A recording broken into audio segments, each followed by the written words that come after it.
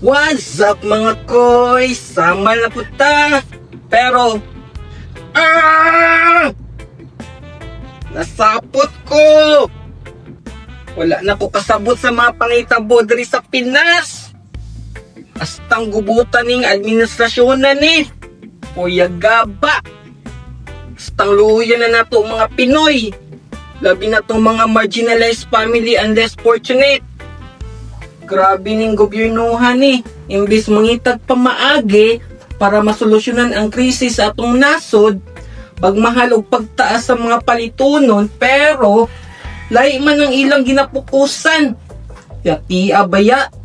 Astang dakuan na natog utang, wala pa ganitay anak, pero naana tay utang.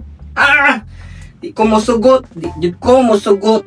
Asa di ay padung atong taxes nga astang dagkua man sa atong tax.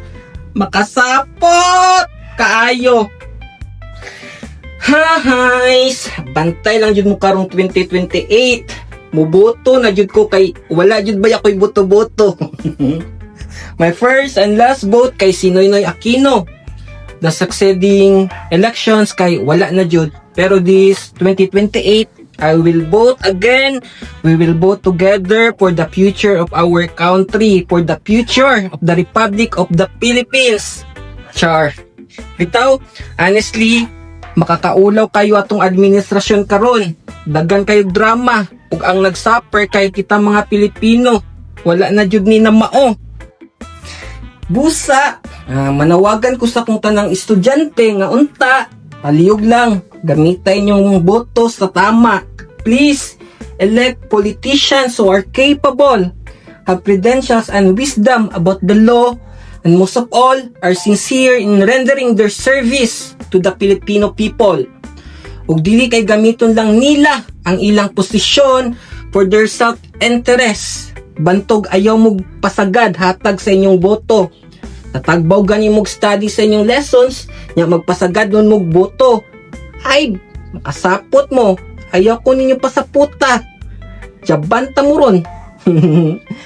Joke lang, joke. Bitaw, unta, una-unaon ninyo nga we, Filipino people, deserve better. Nauna-on ninyo ang future sa inyong mga anak. Kay puhon, maminyo man jud mo. Mga dagway ninyo, naong kayo mo gugma, masking gipasakitan ram mo.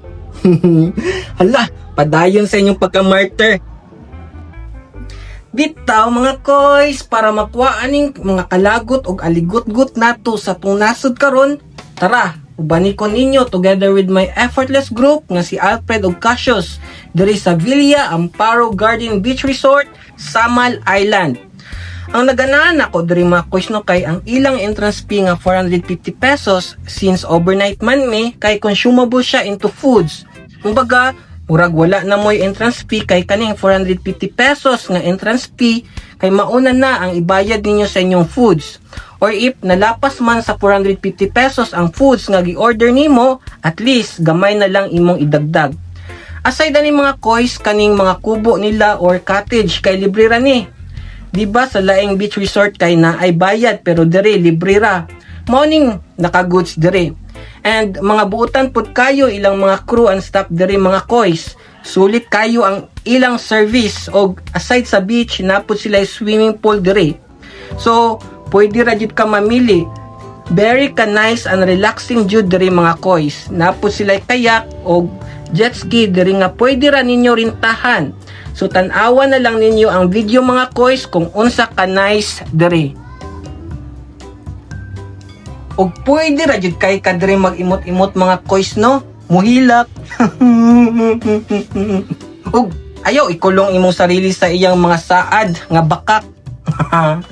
Bitaw, basta ayaw lang pud pagsyagit-syagit kay basin mabuyagan ka dire. Pangit pa kadaan nya mabuyagan pa jud samot kag kapangit. Bitaw binuang ra na mga koys.